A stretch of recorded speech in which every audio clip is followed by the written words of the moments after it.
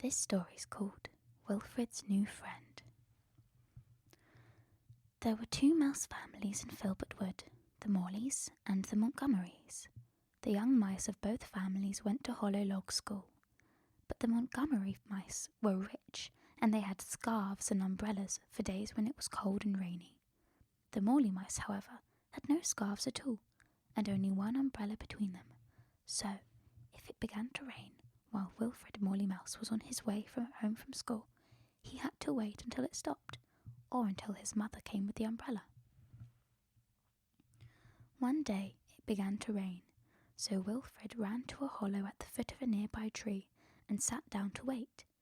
Presently, Millie Montgomery Mouse and her brother Milford came past under their umbrellas. "Who got his whiskers wet because he hasn't got an umbrella?" jeered Millie. "Wet whiskers will dry soon enough," said Wilfred. "Who only has an old bag to put his homework in instead of a proper school bag?" sneered Milford. "I may not have a smart school bag," replied Wilfred, "but at least I do my own homework." Everyone knew Mr. Montgomery Mouse did Milford's sums for him, so the brother and sister decided to hurry home before Wilfred could embarrass them further.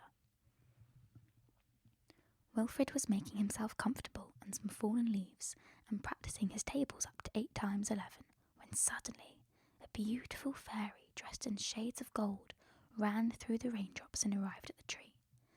"May I shelter here with you until the rain stops?" she asked. The fairy settled herself and put down a small basket of raspberries she had gathered. "I'm going to make some jam when I get home," she explained. "But we could eat 1 raspberry each now to help pass the time." Wilfred was rather shy at first, never having actually spoken to a fairy before, but by the time they had eaten a raspberry each and joked about the pips, they were feeling like old friends.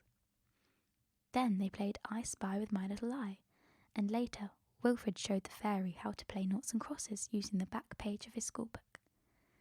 As they played, the rain slowed, and soon Mrs. Morley Mouse appeared before them under her big patched umbrella.